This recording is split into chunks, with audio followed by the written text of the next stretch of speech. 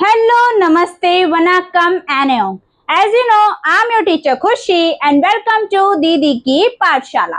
तो आप लोगों को पता है कि क्लास 11th का पॉलिटिकल साइंस का चैप्टर 2 मैंने आप लोगों को करा दिया है कंप्लीट। ठीक है, उसकी एक प्लेलिस्ट आपको मेरे ही चैनल के प्लेलिस्ट वाले सेक्शन में मिल जाएगी क्लास 11 पॉलिटिकल साइंस के नाम से। ठीक है, तो आज मैं क्लास 11th का ही हिस्ट्री का चैप्टर 2 लेकर आई हूं, जिसका नाम है 3 महाद्वीपों में फैला हुआ साम्राज्य, रोमन साम्राज्य, जिसमें हम रोमन साम्राज्य के बारे में बात करेंगे। तो सबसे पहली बात कि अगर आप चैनल पर नए हैं तो चैनल को सब्सक्राइब कर लीजिए, वीडियो को लाइक कीजिए और अपने फ्रेंड्स के साथ इस वीडियो को शेयर कीजिए। ठीक है, तो जैसे कि आप लोगों को पता है कि अभी मैंने न्यू तरीके से पढ़ाना शुरू किया। पहले मैं व्हाइट बोर्ड से पढ़ाती थी, लेकिन अब मैंने पीपीटी और वो पीडीएफ के थ्रू पढ़ाना शुरू किया है, जिसमें मेरी वॉइस आप तक पहुंचती है लेकिन मेरा फेस आपको नहीं दिखाई देता। ठीक है, तो जो भी बच्चे जिन्हें वीडियोस पसंद आ रही है तो वो वीडियोस को लाइक करें, और साथ ही साथ जिनको वीडियोस पसंद आ रही है और कंटेंट पसंद आ रहा है, तो कंटेंट आपको अगर चाहिए, आपको वो पीडीएफ चाहिए, तो उसके लिए भी आपको हमारे साथ जुड़ना होगा। और जिनको पीडीएफ चाहिए, पीडीएफ के लिए आप लोग कमेंट सेक्शन में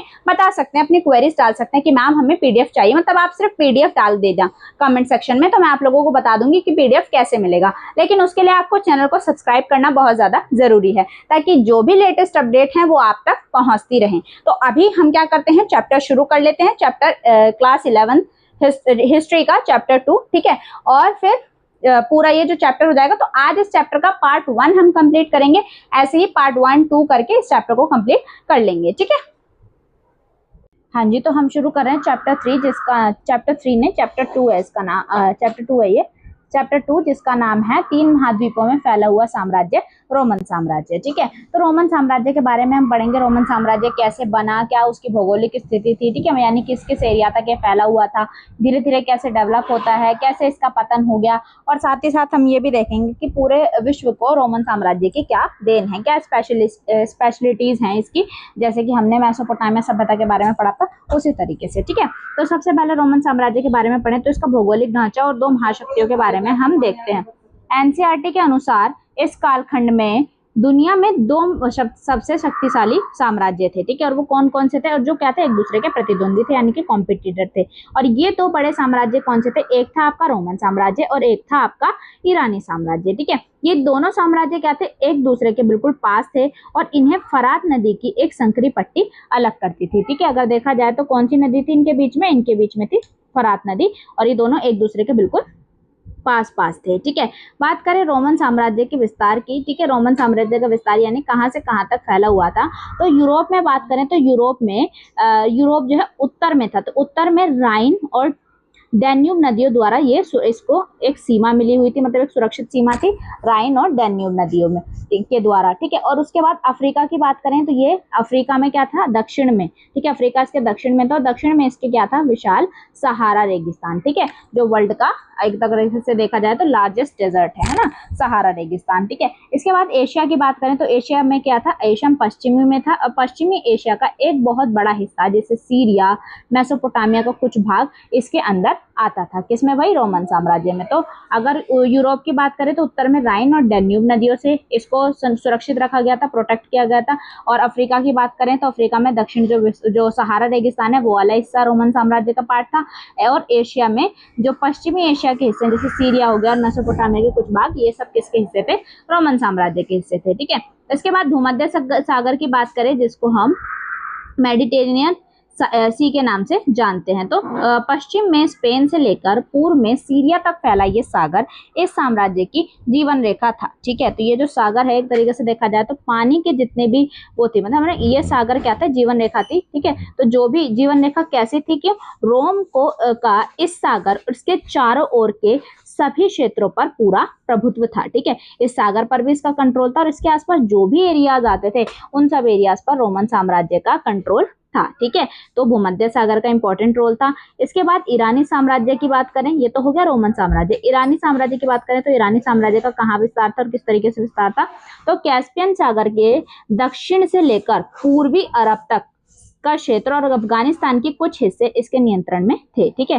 कैस्पियन सागर हो गया। ठीक है, इसके अलावा पूर्व में अरब और अफगानिस्तान के कुछ हिस्से किसके अंडर आते थे, ईरानी साम्राज्य के अंडर आया करते थे। ठीक है, इसका मुख्य रूप से पार्थियाई और ससानी वंश का शासन था। ठीक है, तो अगर हम बात करें तो कौन से दो वंशों की बात हुई यहाँ पे, पार्थियाई और ससानी वंश। ठीक है, पार्थियाई और ससानी वंश। ठीक है, तो आपको याद रखना है कहाँ से, कैस्पियन सागर से फैला हुआ था और अफगानिस्तान तक, है ना, अफगानिस्तान तक, कैस्पियन सागर से अफगानिस्तान तक फैला हुआ था। और मुख्य वंश कौन कौन से, कैस्पियन सागर, कैस्पियन कह रही हूँ, पार्थियाई और ससानी, ये दो वंश थे आपके। ठीक है, ये दो वंश थे। इसके बाद बात करें रोमन साम्राज्य का राजनीतिक ढांचा और 3 मुख्य खिलाड़ी। ठीक है, तो इसका जो अगर राजनीतिक ढांचा बात करें तो राजनीतिक कैसे चलती थी, प्रशासन किस तरीके से चलता था इसका, तो रोमन साम्राज्य के राजनीतिक इतिहास और प्रशासन को समझने के लिए यहाँ पर 3 प्रमुख संस्थाओं का वर्णन किया गया। और 3 प्रमुख संस्थाएं कौन कौन थी, एक था आपका सम्राट यानी कि एम्परर, उसके बाद होती थी सीनेट, और तीसरा था आपकी सेना। ठीक है, कौन कौन थे, सम्राट, सीनेट और सेना। ठीक है, सम्राट, सीनेट और सेना। तो सबसे पहले हम इसका पहला अंग जो है वो क्या है, सम्राट, उसके बारे में बात करते हैं। तो सम्राट की बात करें तो क्या है, राज्य की सर्वोच्च सत्ता यानी कि ज्यादा मतलब पूरी पावर किसके हाथ में हुआ करती थी, सम्राट के हाथ में हुआ करती थी। और 27 ईसा पूर्व में ऑक्टेवियन ने गणतंत्र को समाप्त कर एक राजशाही की स्थापना की। उसने अपना नाम यहाँ पर क्या रखा, ऑगस्टस रखा। ठीक है, ये नाम था इसका पहले ऑक्टेवियन, और इसने गणतंत्र को समाप्त कर दिया। और गणतंत्र को समाप्त करके इसने क्या रखा, अपना नाम यहाँ पर राजशाही स्थापित कर दिया, यानी राजतंत्र स्थापित कर दिया,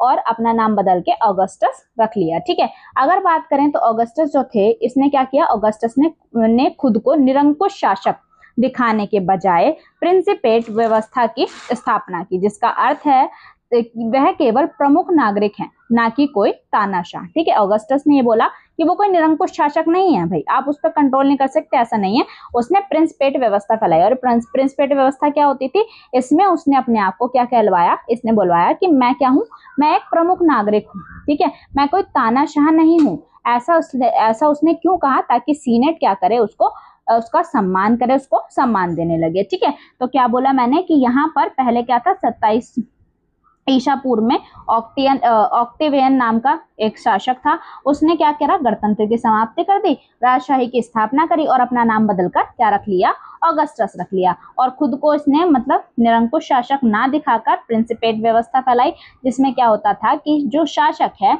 वो क्या था, केवल प्रमुख नागरिक है, उसकी वैल्यू है, उसको सम्मान मिले, ऐसा वो करता था, जबकि वो तानाशाह नहीं है, ऐसा उसने कहा है। ठीक है, इसके बाद सीनेट की बात करें तो यह रोम के सबसे धनी परिवारों, जमींदारों और कुलीनों की एक संस्था थी। ठीक है, तो किसकी संस्था थी भाई, सीनेट। इसमें धनी परिवार आते थे, जमींदार आते थे और कुलीन आते थे। ठीक है, इनकी एक संस्था थी। जब रोम में गणतंत्र था, ठीक है, जब रोम में गणतंत्र था, कब से कब तक था, 509 से ईसा पूर्व से 27 ईसा पूर्व तक, तब तक पूरी सत्ता इसी सीनेट के हाथ में थी। ठीक है, गणतंत्र के समय पर सारी पावर किसके हाथ में हुआ करती थी, सीनेट के हाथ में। लेकिन जब गणतंत्र की समाप्ति हुई तो भाई उन्होंने राजशाही की शुरुआत कर दी, है ना, तो राजशाही की शुरुआत करी तो सारी पावर किसके हाथ में जाएगी, राजा के हाथ में जाएगी। ठीक है, तो साम्राज्य बनने के बाद भी सीनेट का महत्व बना रहा, लेकिन इसका मतलब ये नहीं है कि सीनेट की पूरी इंपॉर्टेंस ही खत्म हो गई, ऐसा बिल्कुल नहीं है। सीनेट की जो इंपॉर्टेंस है वो बनी रहती है राजतंत्र आने के बाद भी। इतिहासकार जो खुद सीनेट वर्ग से आते थे, किसी सम्राट को अच्छा या बुरा इस आधार पर मानते थे कि वह सीनेट के प्रति कितना दयालु या क्रूर था। ठीक है, तो जो इतिहासकार जिन्होंने इतिहास लिखा वो क्या थे, वो खुद भी सीनेट वर्ग के हुआ करते थे, और वो किसी भी राजा के बारे में, वही वो अच्छा है, बुरा है, किस तरीके का उसका बिहेवियर है ना, तो वो उसको किस बेस पे जज करते थे कि वो सीनेट को कितना मानता है। ठीक है, सीनेट के प्रति उसका व्यवहार कैसा है, सीनेट के प्रति उसका दयालु व्यवहार है या क्रूर व्यवहार है। ठीक है, ये डिपेंड करता था कि उनका मतलब, ये डिपेंड करता था, ये बताता था कि आपका जो सम्राट है वो कैसा है। ठीक है, इसके बाद बात करें सेना की, तो सेना क्या है, रोम के सेना की सबसे बड़ी विशेषता यह थी कि वह वैतनिक और व्यवसायिक सेना थी, यानी कि इनको क्या मिलता था, इनको सैलरी मिलती थी, और ये क्या था, पेड प्रोफेशनल आर्मी इसकी थी। ठीक है, तो प्रोफेशनल थे, मतलब इनको ये प्रोफेशनल मतलब इनका काम ही सेना का था, यानी कि किसी को भी भर्ती कर लिया सेना में, ऐसा नहीं, प्रॉपर मतलब ट्रेनिंग वगैरह हुआ करती थी इनकी, और ये पेड हुआ करते थे। ठीक है, वैतनिक और व्यवसायिक सेना थी, है ना, पेड प्रोफेशनल आर्मी थी इनकी, है ना। और यह फारस की सेना से अलग थी, क्योंकि फारस में अनिवार्य रूप से नागरिकों को सेना में भर्ती किया जाता था, जिन्हें नियमित वेतन नहीं मिलता था। ठीक है, ये फारस की सेना से क्या थी, अलग थी। क्यों अलग थी भाई, क्योंकि इनको जो फारस की सेना थी, यहाँ पर इनको नियमित रूप से पैसा नहीं मिलता था। लेकिन जो ये रोमन साम्राज्य की सेना है, इनको पैसा मिलता था, इनको सैलरी मिलती थी।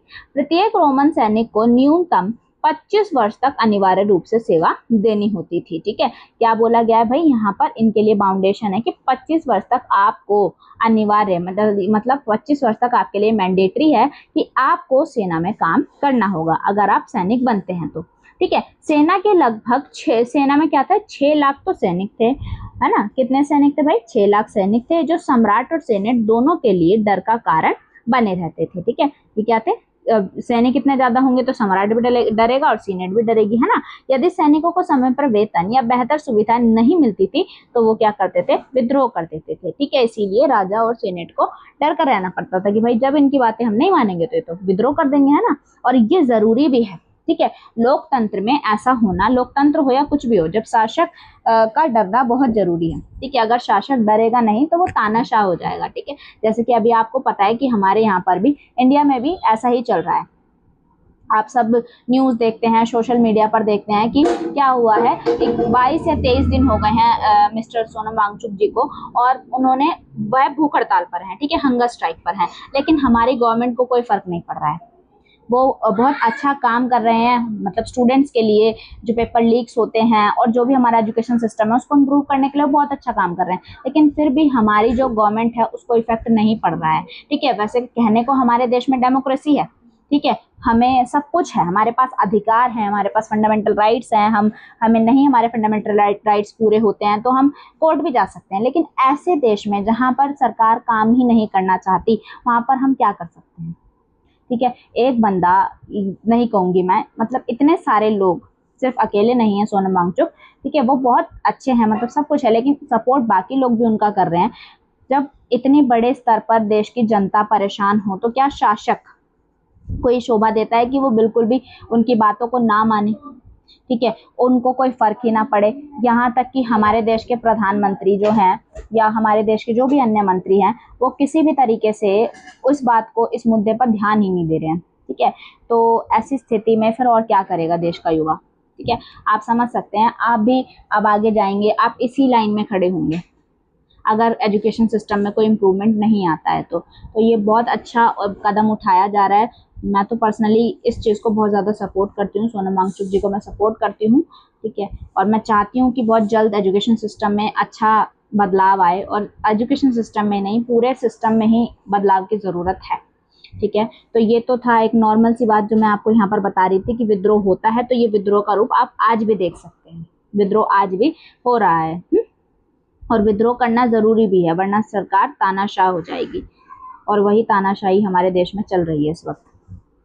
चलिए, अगला टॉपिक है रोमन साम्राज्य का प्रशासनिक प्रबंधन और शहरों की भूमिका। ठीक है, प्रशासनिक प्रबंधन कैसा था और शहरों की उस वक्त क्या भूमिका थी। इतने विशाल साम्राज्य को, अब देखो ये सोचने वाली बात है कि जब इतना बड़ा साम्राज्य, इतना विशाल साम्राज्य है, तो ऐसे ही तो इसको नहीं संभाला जा सकता। किसी आधुनिक संचार साधन के बिना किसी आधुनिक संचार साधन के इसको कैसे चलाया है ना, जाता था। इसका उत्तर है शहरीकरण। ठीक है, अब उस समय पे आपको पता है इतनी टेक्नोलॉजी तो नहीं थी, लेकिन फिर व्यवस्था को कैसे संभाला जाता था, तो वो क्या था, उसका रीजन है शहरीकरण या अर्बनाइजेशन।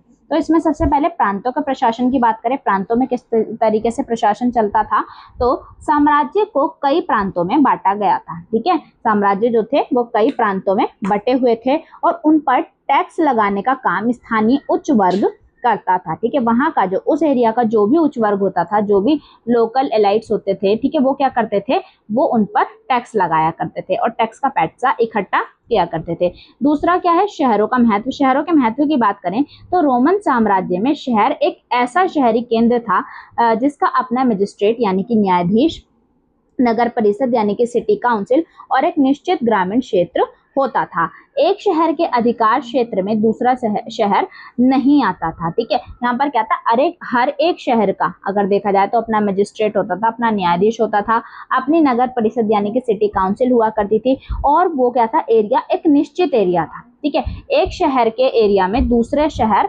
का कोई इन्वॉल्वमेंट देखने को नहीं मिलता था। ठीक है, अब क्या है, उसके बाद अकाल में सुरक्षा। अकाल में सुरक्षा में क्या है, शहरों में रहने का एक बड़ा फायदा यह था कि जब ग्रामीण इलाकों में अकाल अकाल पड़ता था तब भी शहरों में खाद्यान्न का स्टॉक सुरक्षित रहता था, जिससे शहरी लोगों को भोजन की कमी नहीं होती थी। ठीक है, अब ग्रामीण एरियाज में क्या है भाई, वो लोगों का पूरा अगर देखा जाए तो सब कुछ किस पर बेस है, कृषि पर बेस है, और कृषि या खेती पर जब चीजें बेस हैं तो अकाल पड़ेगा, सूखा पड़ेगा, ऐसी स्थिति में ग्रामीण एरियाज में प्रॉब्लम होती है। लेकिन शहरों में क्या देखने को मिलता था, हमें खाद्यान्न का स्टॉक देखने को मिलता था, भंडार देखने को मिलता था, जिससे क्या होता था, शहरी लोगों को भोजन की कमी नहीं होती थी। ठीक है, इसके बाद अगला है आपका मनोरंजन के साधन। ठीक है, मनोरंजन के साधन की बात करें तो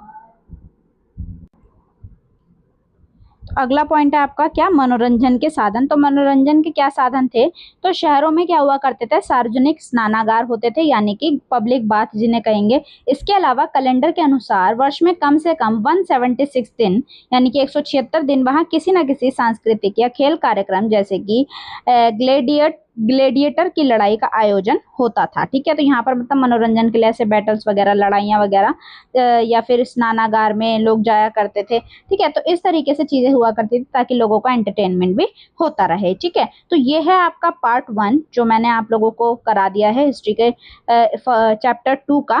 ठीक है, तो आगे जो इसका कंटेंट है वो हम देखेंगे नेक्स्ट वीडियो में। तो जैसा अगर आपको कंटेंट देखो बेटा पसंद आ रहा है, कंटेंट पसंद आ रहा है, अगर आपको इसके पीडीएफ चाहिए, ठीक है, अब आपको एग्जाम टाइम है, एग्जाम टाइम में आपको नीड होगी पीडीएफ की, नोट्स की। ठीक है, तो जिन भी बच्चों को नोट्स वगैरह चाहिए, ये पीडीएफ आपको चाहिए, तो उसके लिए आपको हमारे चैनल को सब्सक्राइब करना पड़ेगा, हमारे साथ जुड़ना पड़ेगा, है ना, तभी आपको ये कंटेंट मिलता रहेगा, है ना। और पीडीएफ आपको सारे चैप्टर के मिल जाएंगे, क्लास 11th के, क्लास 12th के, हिस्ट्री पॉलिटिकल साइंस के सारे पीडीएफ प्लस क्लासेस आपको मिल जाएंगी। ठीक है, क्लासेस में आप देखिए पहले कंटेंट अच्छे से, उसके बाद आप इन पीडीएफ्स के थ्रू आप रिवीजन कर सकते हैं। ठीक है, तो अभी के लिए मैं वीडियो को यहीं पर खत्म करती हूँ। तो अभी के लिए थैंक यू, है ना, मिलते हैं नेक्स्ट वीडियो में।